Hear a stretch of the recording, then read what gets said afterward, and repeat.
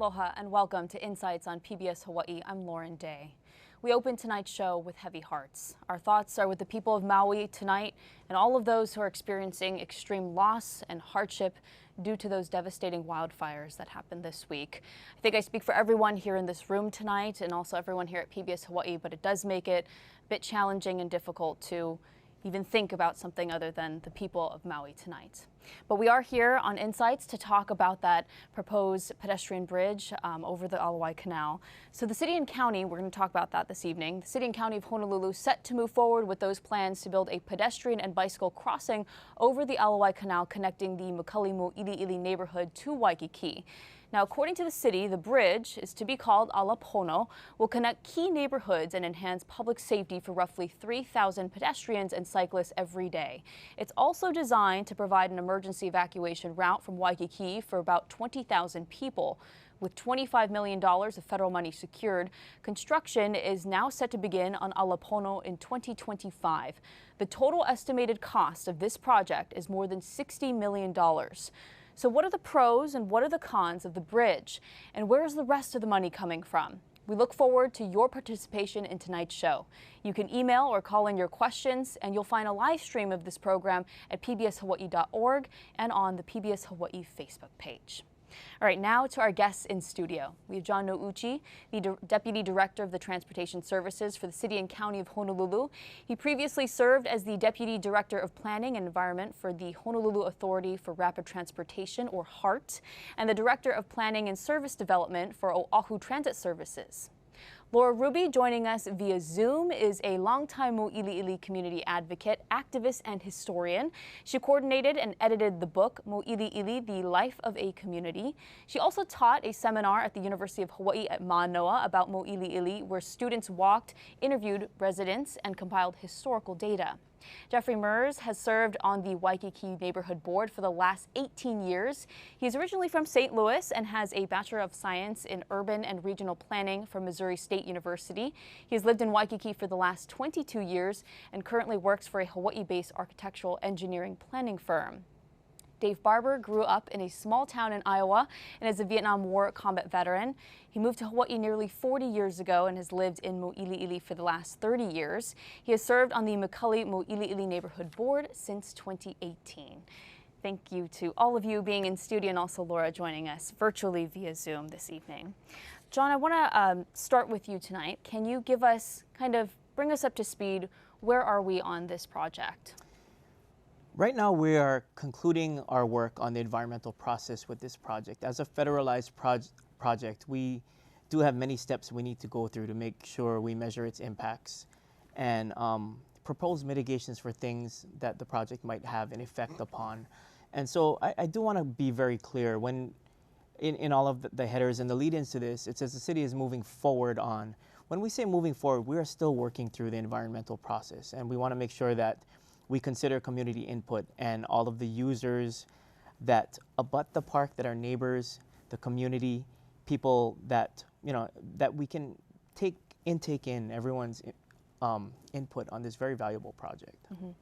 Where are we right now? Is construction set to begin anytime soon? Tell us about that. I suppose we are, like I said, we don't want to predetermine anything. We need to finish up our environmental process. But I will say that we do have a significant amount of federal dollars, federal funding available, such that we're looking at paying about 20% of it with local funds of a $63 million project with an 80% federal share. So we have secured $25 million in Transportation Alternatives Program monies, and we most recently won a RAISE grant, an infrastructure grant, to the same tune of another $25 million. Tell us, where exactly will this bridge go? This bridge will link the end of University Avenue in Moʻiliʻili to Kalaimoku Street in Waikīkī. It'll be a direct crossing the canal. At that point, it's about a 250-foot crossing of the Ala Wai Canal. Mm-hmm. I want to bring in our other guests this evening. Jeffrey, I'll start with you. Tell us a little bit about your thoughts on this bridge. What do you like about it? Maybe what you don't like about it. Yeah. Well, first, overall, I'll speak kind of on how the board has been involved, Waikīkī Neighbor Board. We've been involved from the get-go with the public outreach. We feel the city has done a really good job. This has been years in the making. We've supported this bridge. We've supported initially the concept of it. It's practical. It helps one access Waikīkī and Moʻiliʻili without having to get in their car, which is a goal of Waikīkī. And it also provides, as already been stated, emergency exit for folks getting out of. We've seen what natural disasters can do most recently, and having infrastructure that lets one get out of neighborhoods and get to safety is very important. So we've supported it all along, and we've commented on the environmental documents, as John said, and personally I support it. I'm a bike rider. I walk, and that's what a majority of folks in Waikīkī do. Mm-hmm. Jeffrey, you representing Waikīkī, obviously. Dave, you live in the McCully-Moʻiliʻili area. Where do you stand on this bridge?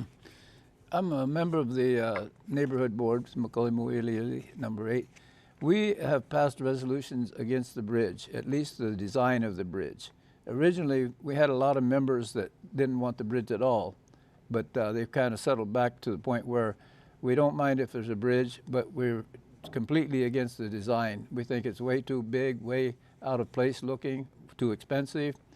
Even if the money's coming from federal, it's still taxpayer money, you know. And our share would be 12, I guess he said roughly 12 million. We think that a lot better use could be made of that money, especially with the houseless situation we have here, air conditioning for children in schools, things like that, I think would be money more well spent. We don't really see the necessity of the bridge either, but if we do have a bridge, we'd much rather see a more simplistic design, less expensive, and get the job done. And we just totally feel that the 160, 180-foot tower is out of place for that neighborhood. Yeah. Dave, I understand you submitted a photo. You're from Iowa. Mm-hmm. I believe we have this photo that we can hopefully pull up on the screen of a simple design of a bridge in Iowa, right? Can you talk a little bit about why you submitted that photo to us? Well, because it crosses the Iowa River, and the distance is about the same, roughly 250 feet. I couldn't really find any exact measurements, but when I eyeballed it, it looks similar. And that bridge is just low. It does the purpose. It gets pedestrians and bicycles across, and it doesn't obstruct the view planes and everything like that. And I just think it would look much better to have a bridge like that compared to the monstrosity that's being planned. Laura, I'll definitely bring you in just a second here, but John, maybe can you comment on that? Speak to the design of the bridge currently and why it was designed that way. Sure. When we look at any project, we really want to look at all the general uses that we will affect at the site. And from the start, we were very aware that the Ala Wai Canal is a very valued recreational waterway for a very native Hawaiian sport of canoe paddling. And so when, every day you'll see people launch their wa'as into the Ala Wai, and I have some personal experience of paddling a canoe in the Ala Wai, and just knowing how, when we have king tides or regular tides, the water level does rise and ebb and flow. And when you get to the McCully Bridge sometimes, sometimes you almost can't get underneath it because of the water level. And we wanted to really respect the canal as a recreational waterway. And so to do that, we did not want to put any more piers into the water that, are obstacles, even for regular flow and drainage of the canal. We wanted to make sure that we could clear span the canal in one try. And to that end, make the construction not only timely and topical for right now, but address future resilience of sea level rise and other projects that are ongoing at the Ala Wai site. Mm-hmm. Laura, I'll bring you in now. I know I saw you sort of nodding as Dave was speaking about his concerns of the design of the bridge. How do you feel about it? Yeah, originally in 2007, I did a resolution to the neighborhood board, which was against any bridge over the canal. We have, at more recent times, we have over 600 petition signers that are against the bridge. However, we realize that the city and county are probably, they're committed to doing this bridge. And Dave and I have been talking this over. We're sort of going to meet halfway. That is a modest, low cost, small, narrow bridge that obviously has clearance for the canoe paddlers, but not very much clearance. I think Director Roger Morton misspoke when he said it had to be 14 feet high above the canal. And most of the time it's been said it's 12.5 feet above the canal. Well, my feeling is that, and I'll use this example that I used before, it's as if Andre the Giant was standing up in a canoe and paddling, and there's still beat room clearance. In other words, it's way too high and way too big. It does not need to have any particular tower with stay cables. And what is absolutely prohibitive on both sides of the canal are the huge concrete buttresses that are put in to necessitate this tower that doesn't need to be. The Iowa Bridge, and we also had a bridge that was in Banff, Alberta, Canada, which was similarly done, also the same, actually a wider span that did not have any piers or posts in the middle, but just at the edges. It would protect the historical nature of the canal, the promenade, and the park, the school. They are, and the historic Malia Canal, canoe, are all historical and should not be interfered with. There's many things the EIS that still has to go through is and I can elaborate on all things, but we have the koleas that come every year. And I live on the 9th floor in one of the pictures that we'll be showing, and I can hear them echolocating along the canal each time when they come in. It's a wonderful feeling. You know they're coming to their favorite fields and staying there. This is the 1918 Migratory Bird Treaty Act prohibits things like interferences, and the tower, the stay cables, the buttresses, and supposedly some lighting will unnecessarily confuse and harm the birds. And I'm very concerned about that. As for the trees, the mana oku, the white tern, nest in the trees. They do not make regular nests. They just put their eggs right on the branches. They will be disturbed because the canopy that's right there in that location has finally grown up. I've been in the same neighborhood for 43 years and watched the canal and all its many changes. The trees have grown from little twigs, many of them. Some have been moved in, but it's a full canopy that's there. And the plans that are drawn up space out all of the trees, and that just takes away from the greenery of the place. There's so many other things. Mainly, I think the name should not ever be used again. I don't even want to say it, but Ala to nowhere. Because the reason why is Pono is a special word. You would not use Pono condominium. You would not use Pono Heart or any of the other things. So that is one of my feelings, that it needs to have another name that is not denigrating of the Hawaiian language. And if you've had Hawaiian practitioners talk about this, I cannot imagine that they would ever want the word used. Laura, and they and let me, can I go on just for a few more? Laura, we'll come right back to you. I just want to make sure we're spreading time evenly. I know John and both Jeffrey also want to comment on some of the things that you did talk about. John or Jeffrey can go first. I actually just wanted to speak a little bit about the name, because I know, Laura, we've talked about this at the town hall meeting, and you provided us a decent amount of email, discussing this with us. And I don't at all want to weaponize Hawaiian language, but I have studied Hawaiian language, and I think we land on certain words where I feel like sometimes we play a little bingo with, where we use the word keiki, kupuna, kuleana, pono. And I don't want to walk away from the fact that we were very thoughtful in choosing the word pono. I think if you ask the average person where they use the word pono, they think of it as in our state motto, which is "Ua mau ke ea o kaina waka aina I ka pono." And they would say that pono means righteousness. But pono is such a nuanced word that it has other meanings that we felt very much applied. Pono can mean correct. Pono can mean to have a benefit. Pono can mean a very strong word that I think our department is very well focused on, which is equity.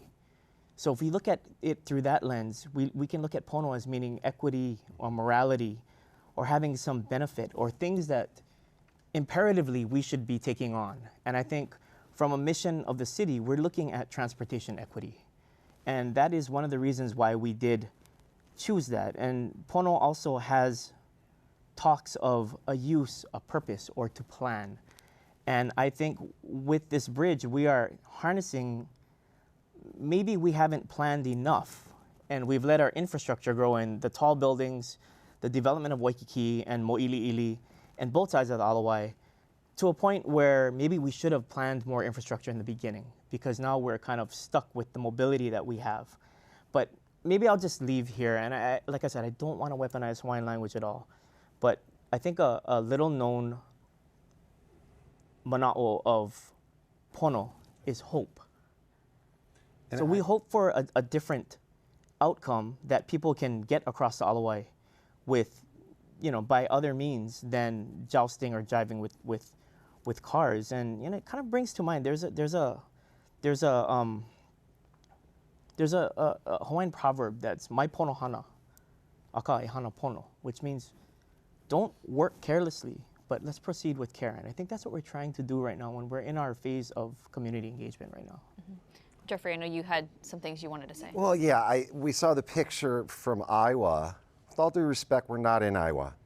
I personally don't want that bridge. I don't want something extracted from Iowa nor from Banff, Laura. So I think what the city's done, working with the community, is made something, a design that's thoughtful. Also, the bridge we saw in Iowa, that's surrounded, I assume, by cornfields or soybeans. What our bridge is going to be is in a very vertical, the most vertical neighborhood in the state. You don't want something that blends in. Like Daniel Burnham, the great planner, said, built to stir men's souls.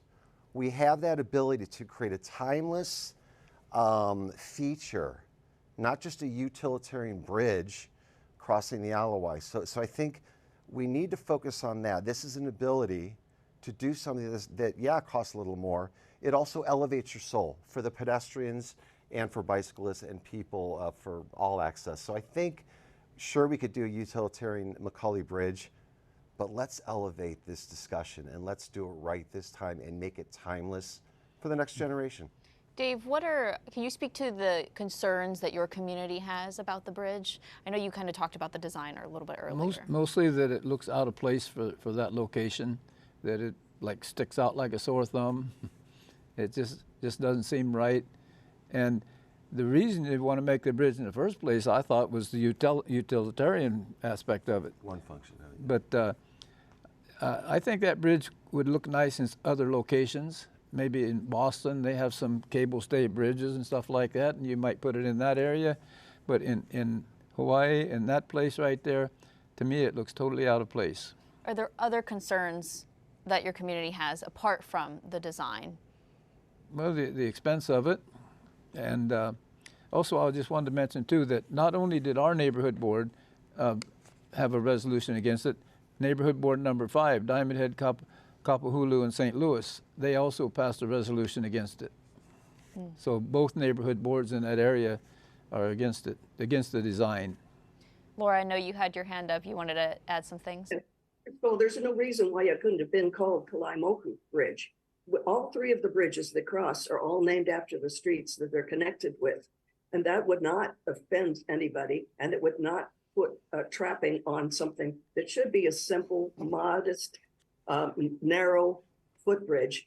To address the issue of evacuation, we all know that you must sequester the 4th floor and above, especially in hotel areas.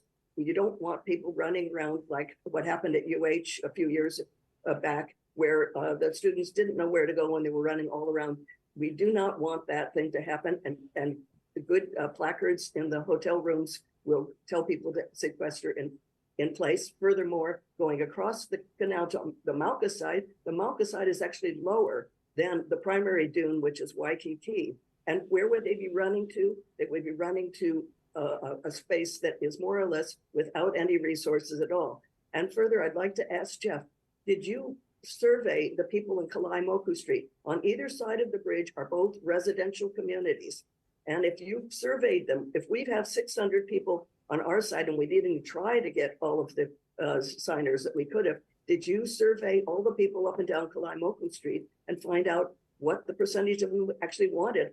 1,500 to 4,000 people going across strangers going across their neighborhood. Yeah, they should have come to the Waikīkī neighborhood board meetings where we discussed this for 2 years. I'm not going to go door to door and survey people. It's not a popularity contest.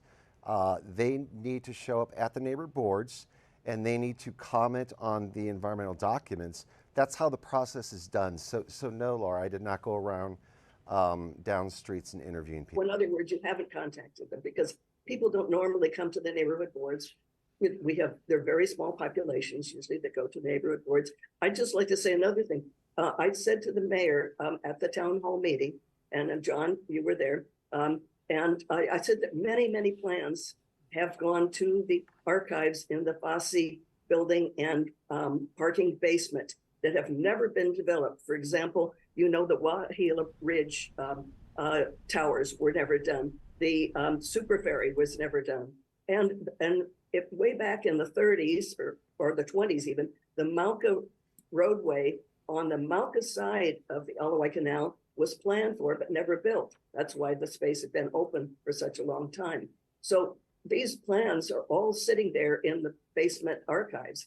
You don't have to go through with this particular plan because a modest small footbridge will be available to people. We've come halfway to think that that's that the city and county is fixed on that, and a modest bridge will just be just a wonderful thing. And I do have that a rough drawing of what it looks like if you were on the other side of the canal, on the Mackay side, and you might want to put it on the screen and show how much concrete buttress is going to block your view as you drive down Ala Wai Boulevard or you're walking along Ala Wai Boulevard.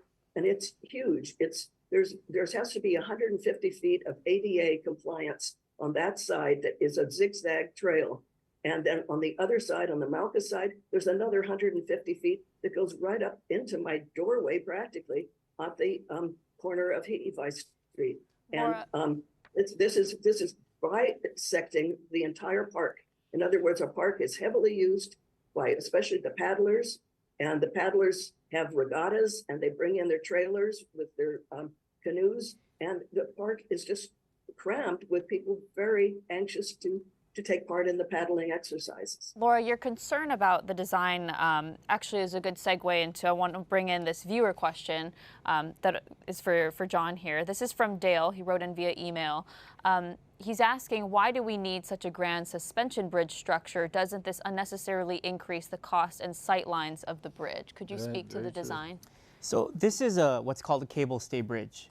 And again, we really wanted to respect the recreational waterway, not put any more piers in the water, but also, again, like I said, we wanted to make it sustainable for the future, for whatever the Army Corps of Engineers might design. It had to be compatible. So to that end, the clear span was one of the early defining goals of this project. And you know, that is one way to achieve this. We would not be able to achieve a clear span without this type of design.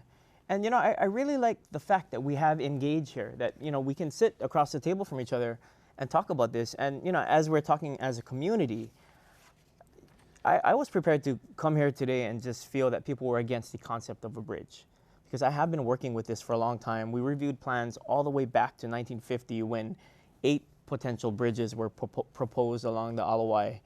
And I'm just curious, Laura, if I might ask, what would you consider to be a modest bridge?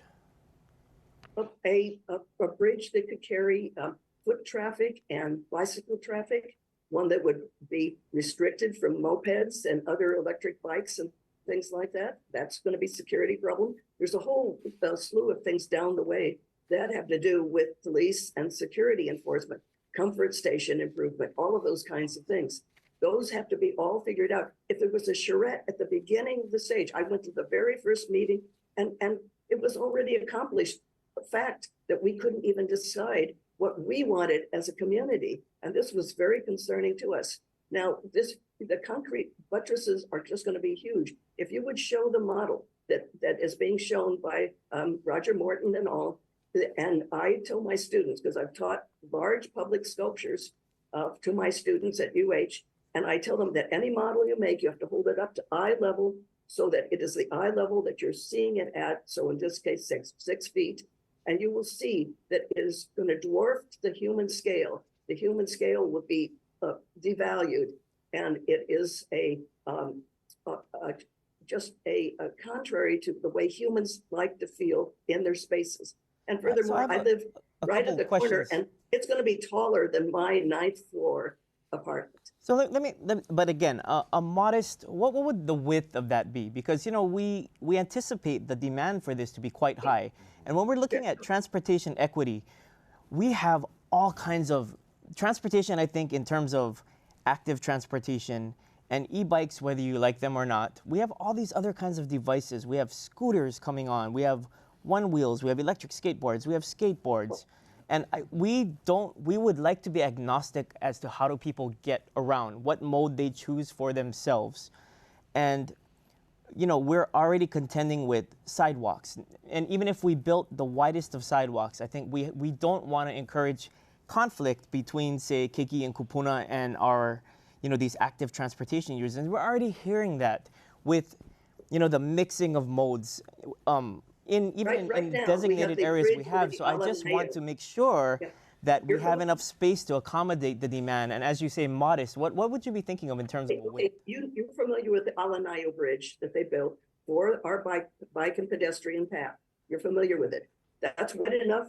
It serves every purpose. Anybody that wants to go in a wheelchair or an electric bike or bicycle or walk are all free to go back and forth. And it's, I don't know, it's not even 20 feet wide. I'm not sure. You would have to do the measurements on it.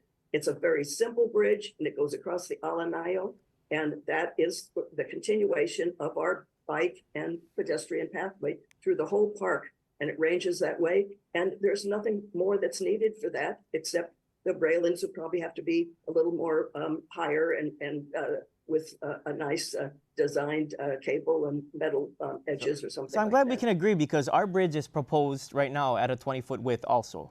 And we think that that's sufficient to be able to maybe sequester the quicker modes and separate the pedestrians and to have some separation of space. I think one of the tenets of complete streets that we always look at is organizing the different users of the roadway such that they all have equity, like democracy of space in a given area, but that, you know, faster moving users would not impact slower using movers. And we think that this bridge could potentially, people might want to pause for a moment and contemplate Diamond Head or Eva Views. And we want to design this such that we can accommodate all those uses. And so, you know, I do find a sense of comfort that we do agree in what a width would be and what an acceptable width would be so that we could accommodate the 3,000 projected or so projected users that would use that for transportation access, but also for, you know, defining a place.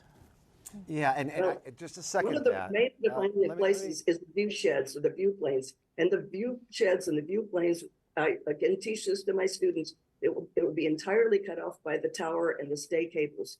The Diamond Head, the Ala Wai Canal itself, the Ko'olau Mountains, all of this will be cut off because of the Laura, huge... we're going to have to disagree. We're going to have to disagree that, and agree to disagree. You don't like the design, and I do. And it's aesthetics, and let me finish here.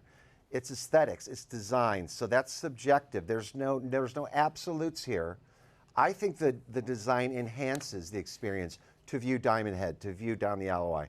You may not disagree with me, but there's no absolute right and wrong. So again, I don't see what's the resistance to creating something aesthetically attractive. Sure, we can get by with a utilitarian Iowa City river crossing. Let's elevate this discussion. Let's really do something that elevates the experience in Waikīkī. As John just said, maybe pause and view these certain features while you're on the bridge. It doesn't just need to be utilitarian. You may disagree with me, but your thought doesn't make it right, nor does mine. I do want to bring in, if I can, then Dave, I'll give you the floor. I know you wanted to have a chance to speak. I just want to read some of the viewer comments because we are getting, as you can see, I've got a lot of orange papers. We're getting a lot of comments and questions from people. But as you said, Jeffrey, viewpoints are going to be different, and so are these comments. So Alan from Kalihi, this is just a comment. He says, I think there's going to be crazy maintenance with a design like that. I don't think anyone has addressed upkeep and cleaning with that design. Somebody else, Becky, emailed in asking, why can't the proposed bridge look like the existing other bridges over the Ala Wai instead of resembling Boston? But then, on the contrary, this other viewer wrote in saying it needs to be functional in an emergency and evacuate people. It needs to be built multi-level and follow handicap laws, not modest. So obviously, we've got people on both sides of the spectrum here. Jeffrey, this other viewer from Waikīkī, his name is John, wrote in, not the best use of $63 million. We can't relocate homeless campers from our parks and sidewalks because we don't have the infrastructure to support them. We still have too many of our island classrooms without adequate air conditioning, etc. Surely we can find a better use for these funds. I just wanted to read his comment. He's from your neighborhood.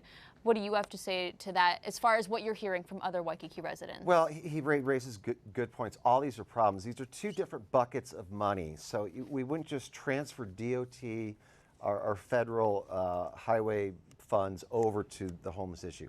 Everything that's been raised here, that's always going to be an issue, but those aren't going to go away. And not building this bridge and somehow allocating that money, I don't think that's going to resolve these problems. Let's work on both of them. Let's work on an aesthetically appropriate evacuation route and a way to reduce car use and also get appropriate funds for all these other issues. I don't think it's either or. And again, I go back to what I said. Let's elevate the experience in Waikīkī.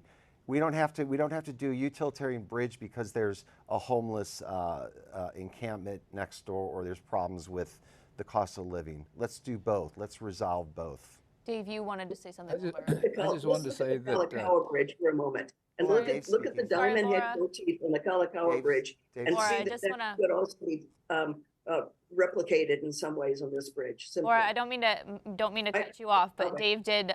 He's been wanting to say something for a few minutes. So I did want to give him the floor. I just wanted to say that you mentioned to elevate the experience and make it aesthetically pleasing. You know, that's a subjective term. What's aesthetically pleasing to you may not be for me, and that's exactly what we have here. I don't think it's aesthetically pleasing. I've heard some people describe it as a fishnet or something and some other terms. I don't look at it. The only thing I can see, it looks like a harp maybe or something with the cables, but to me it's not aesthetically pleasing. To me it's an eyesore.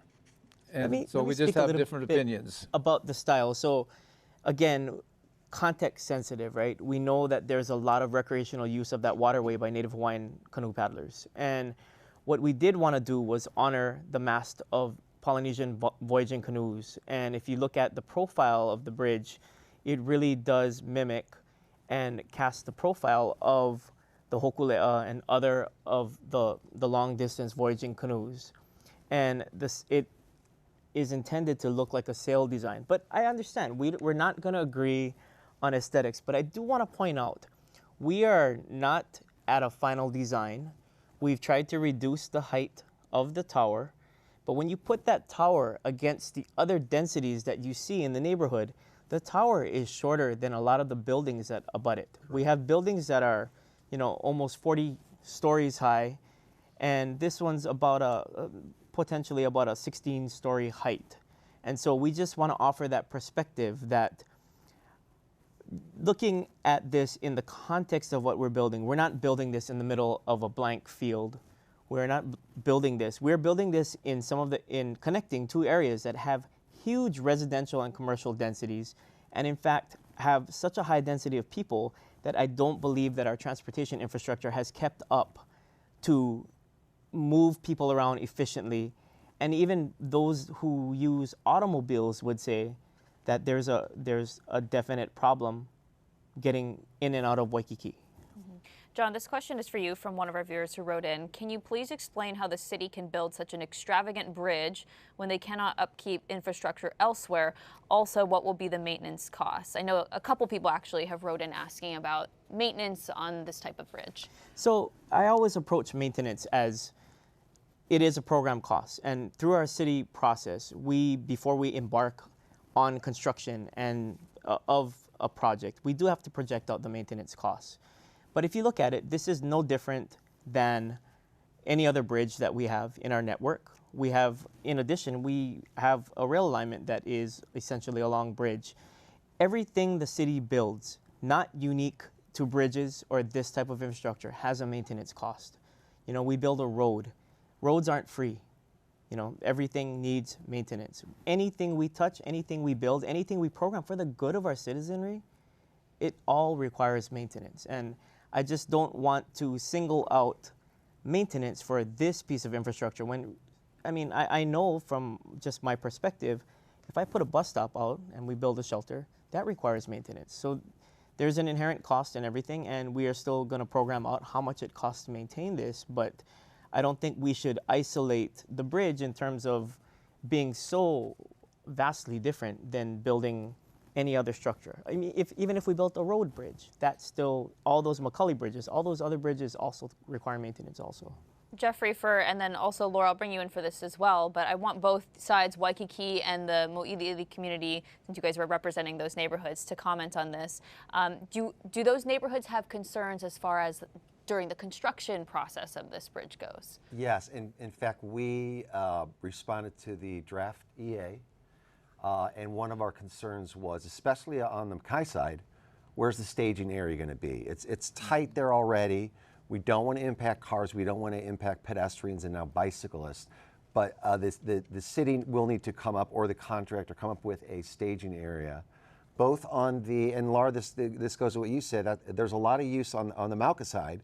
We don't want to disrupt paddling, again, the bike path down there and everything else. So the staging and the construction process really needs to be well thought out.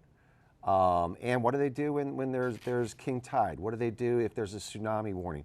So all that needs to be detailed out. Our neighborhood specifically going to be looking at that from our side, from the Makai side. Dave, I saw you kind of nodding your head. Also I have a question for John. You mentioned that the final design is not yet really totally approved yet. And are you considering the fact that both neighborhood boards on the Mauka side of the canal are against that design?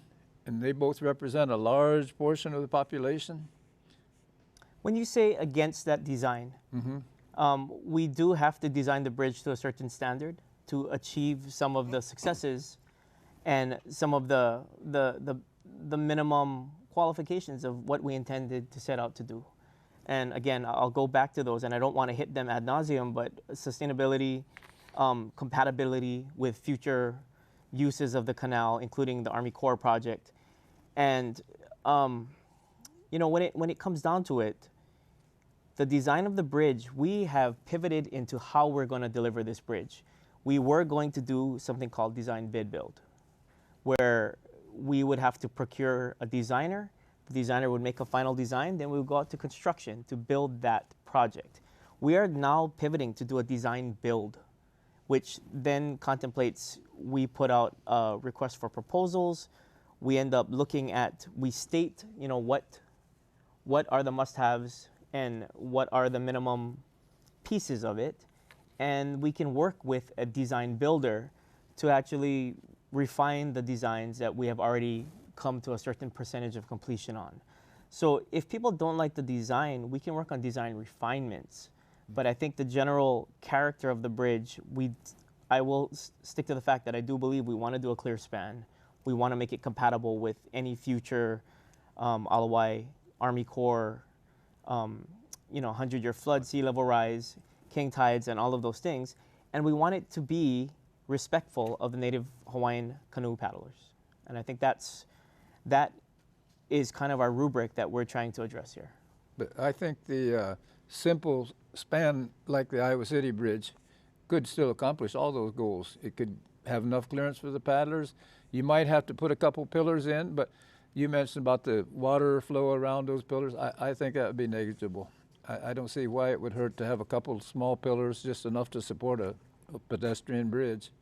And the width could be whatever. And I don't see how it would interfere with any future plans for the Army Corps for their flood control project. everything. So I would offer this. How familiar is everyone with the McCully Bridge, or even the Kalakaua Bridge? You do have piers in the water, but some of these bridges are they're not that high over the water. In this case, we need to respect the fact that there is a 100-year plan here. We don't know what sea level rise is going to look like in Waikīkī. We don't know what a 100-year flood would look like. So to elevate and to keep that same profile and then put piers in, the piers get noticeably bigger as high as the bridge needs to be. So if we're just imagining things, that's one thing. But if we're actually engineering things, it's a whole nother process. John, is there still time for residents, locals in the area to give their community input on the design, or what happens next? Absolutely. I mean, they can email it. They can email us as we work through an RFP process, which we anticipate would take about a year. We will go into design, and at that time, I think we will keep the neighborhoods definitely posted on what we're looking at.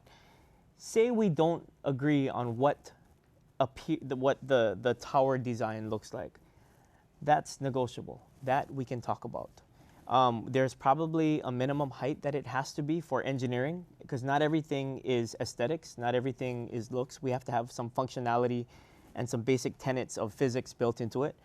But we can work with the community, and we intend to work with the community. Again, we intend to be thoughtful about this, that once we get into the design phase, I think we can actually go through a lot and maybe try to, as we might say, soften out the edges. But to that as well, and I think John's team and the city and the Waikīkī community knows that we've been working on this for years, that it's been great public outreach. I grapple with when people say, oh, I wasn't notified or I don't know about this. Shame on you. It's been out there. They've done great public outreach. I would hope John's offer to consider, design alterations or whatever, would not be seen as an entree to delay and slow down this project. We need this now. We're one tsunami away from Waikīkī being destroyed and loss of life. So this is not just a nice to have. This is a practical solution which needs to get built now. We do have some other viewer questions asking about sort of the logistics of the design. Paul from Moʻiliʻili is asking, are we going to have a parking lot with the bridge, possibly for people that work in Waikīkī to use the bridge to get to work, or people that don't want to pay for parking? And then somebody else, Kunia from Waikīkī, is asking, are you going to renovate the restrooms at the parks that the bridge connects to so that people can use it? John, can you speak to the design practicality? Yes, so no parking structure. No parking, no additional large-scale construction infrastructure to accommodate parking.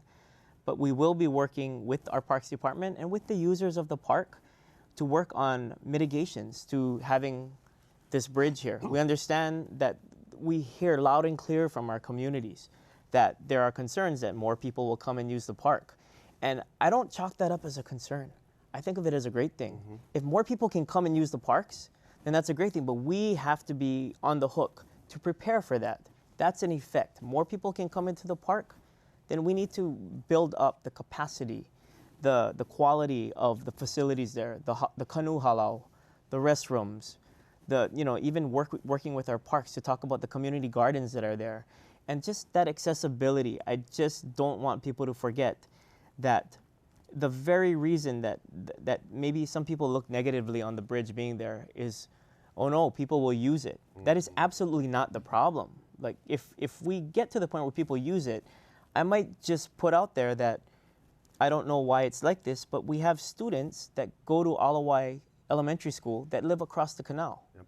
And while they could walk 250, they could walk, maybe like a tenth of a mile across the canal, they now have to walk a mile and a quarter. And so there are other uses that we should link to, people will use this bridge. Mm-hmm. Laura, I see your hand up. Yes, first of all, I've asked all along to be one of the design consultants on this. I would like to have a charrette. I think the charrette will do a world of good with the community and the people that are the stakeholders. Second of all, you just talked about the Ala Wai school kids going around the canal. I've watched them over the years. They are the happiest group of kids because they get to go along the bike path and across the Ala and around the bridge, and it's a happy experience. What happens though is because the off ramp, the ADA compliant off ramp is going to bisect the park. The Ala Wai school parents and teachers and students who let off their kids and pick up their kids and then go across the street to the playground area won't be able to do that. The gardeners will have trouble bringing their mulch in and so forth. And the McCully-Moʻiliʻili will also have difficulty parking and everything. I've taken pictures of the park use in the afternoons, regular workday afternoons, and the park is completely filled with cars. There's just not going to be room for all of the already existing park users. And you know, from my point of view, I have to imagine a history where we don't worry about parking and we don't worry about cars. The bottom line is we don't have a great way of people to get to these places without cars. I mean, you talk about people coming in and using the park, and it's almost a little sadistic that we have to provide so much parking at a neighborhood park that, you know, if people could walk there, I mean, that would be something that we should aspire to. It's a neighborhood park, and we shouldn't be afraid of people using parks, but I think what we should do is prepare that a more heavily used park will require more maintenance, and these are all good things. You know, I don't want to loop us into the mindset that, and dare I call it elitist, that you have to have a car to enjoy something. And I can't say, I mean, I would guarantee, and Laura, I think we're going to have to agree to disagree here. I think kids would be very happy crossing the canal instead of having to walk down Ala Wai Boulevard, walk across the narrow trafficked 6-lane McCully Bridge, then walk around Ala Wai Park, along Kapiolani Boulevard, along the sidewalk there, and maybe walk through the path through the Ala Wai Park to get to their school. I mean, I think, you know, I think we're talking about 3 minutes versus 20 minutes. And when you look at that value and the others that it would attract that would experience that and would be the beneficiaries of that, I mean, I want to go back to the word pono again. It is beneficial to some of the benefits that will come with this bridge. Well, and John, the pono, and then that ties in with equity. This is bigger than just you getting around in your car and where's the parking. As John said, ideally, you know, no one would use, it's not about cars, it's about pedestrians, universal access via ADA, and letting people get around without a car. And it's pretty, I find it surprising. Well, I'm not surprised by it anymore, but this over-reliance and assumption that you have to get everywhere in a car, and it is elitist. A lot of people can't afford a car and they don't care about parking. Me, I choose not to drive. I could afford a car, I don't want one. But this assumption that we need to build out our infrastructure to accommodate the car, not people, the car, is outrageous. And I think we're quickly seeing it's untenable, and we're moving beyond that model. Dave, I saw you nodding your head to some of the things that it seems like. I agree with the use of the bridge. You know, of course, it's nice to have the people to have a lot of use and have them be able to get to the park and maybe a little shortcut around. You know, that's fine. I'm still mostly against the design of the bridge. I'd still much rather have one that looks like the Iowa City. And if you have to put a couple pillars in the water, and you could still get the same utilitarian effect from it. So, Dave, I think we can work with you on that. I just don't think we're gonna, I mean, the compromise is gonna have to come with what we require to engineer versus what we imagine in our heads. You know, yeah. I think that's where we, as a government, as someone who is tasked with transportation, I think far too often we verge too much on the utilitarian and neglect what makes a great city around us. And so I think I'm finding more agreement here than disagreement.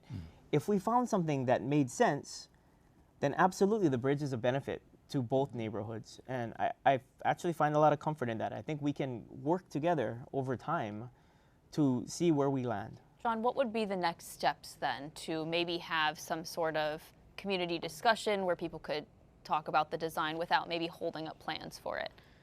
I mean, we can continue to have outreach. We can have a meeting. We've had a series of meetings. And in fact, before this was even a project, this goes back to the early 2000s and before that time. And I know Laura brought that up too. I mean, you opposed it for many years as much as people have been trying to put it out there.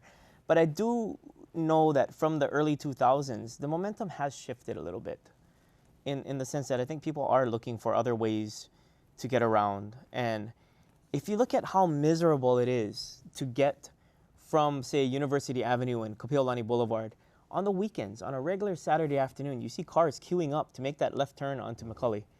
And all of these people, you know, I mean, I don't think anybody really likes driving into Waikīkī. It's something we bear. It's something we do.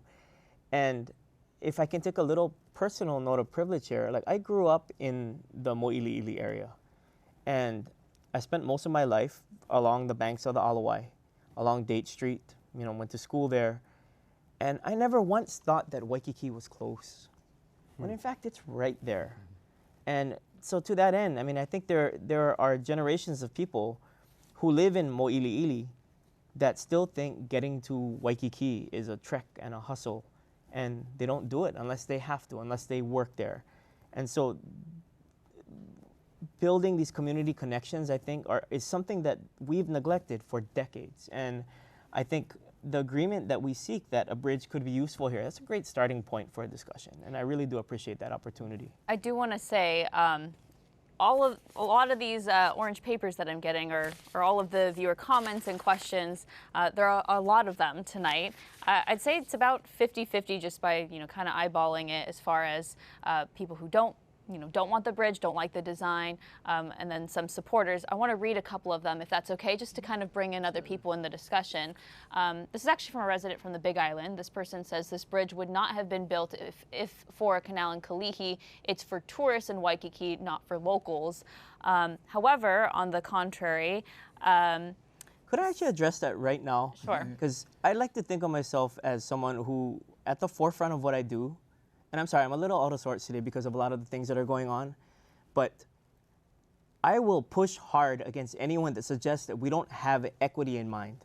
I mentioned equity when we started with Pono, and I will tell you, we have projects in Kalihi to cross Kapalama Canal. So I will dismiss that comment from someone who is not from this island, and maybe I will give them credit for not knowing what's going on this island, but we have 2 pedestrian bridges planned for Kapalama Canal. So any allegation, or even a side allegation that we're not thinking about things in an equitable sense, I'm going to push back very hard on. yeah, which you are very entitled to do. In the contrary, I also want to read. I'm sorry. Let me soften my tone a little bit okay. and take a sip of water here. You know, there are other supporters. Nancy from Waikīkī says, in light of the fires on Maui, I think we need this bridge in case a fire breaks out in Waikīkī. It's a safety issue and it's needed for people to escape. Sam from Moʻiliʻili on the other side says we have to do something about the thousands of cars on the road. We were just talking about that. We should get cars off the road. Does anyone on the panel drive? The bridge will help relieve traffic in Waikīkī. So obviously he's talking about some of the benefits. Like Jeff, I don't own a car. I rode a combination of bus and bike to get here. I'm not saying, again, equity. I am privileged, and it shouldn't be this way, but I am privileged to be able to live in a city and get around without owning a car. And that's not lost on me. So I know what it's like. I know when we design complete streets. I almost got doored by a car, you know, and I'm very well aware of this. I was riding my bike, and a driver lost their door in the wind. Nobody's fault. It was really windy the last couple of days. Door flew open. I almost hit them going up, you know, about 15 miles an hour. So we do need better order on our streets, and I am getting a little a little hyped up and a little emotional about this because I want to improve that equity of users along our roadway. And I think we've designed for the car so much that, and it really does offend me when we try to do something for bikes and for pedestrians, and we get to that point where the most if I were to put in a road, I don't think anybody would complain. I don't want to cut anyone off. Unfortunately, we are out of time. Sorry, Laura, we just don't have the time anymore. At 10 o'clock. Our park closes at 10 o'clock. Laura, I'm so sorry to cut you off, but we are out of time for this evening. John, really quickly, do you have an email that people can email in if they want to comment on the design? You know, I do have to find what our project email is, so I don't have that with me right now. I apologize. Hopefully maybe we can get that and we can put it on our PBS website. Mahalo for all of you joining us this evening, all of you writing in your comments and questions. We had a lot of them. Again, we want to send our thoughts out to our neighbors and Ohana over on Maui, what they're dealing with. And we also want to thank all of our guests here in studio, Laura joining us virtually, John Nouchi, here tonight, the Deputy Director of the Department of Transportation Services for Honolulu, Jeffrey Merz from the Waikīkī Neighborhood Board. We've got Laura Ruby, as I mentioned, virtually from Moʻiliʻili, Dave Barber from the McCully-Moʻiliʻili Neighborhood Board. Next week on Insights, we discuss the future of the haiku stairs. The controversial stairs on Oahu's windward side are slated to be taken down, but the plan has received pushback from certain members of the community. So what will happen next to haiku stairs? Please join us then. I'm Lauren Day for Insights on PBS Hawaii. Aloha.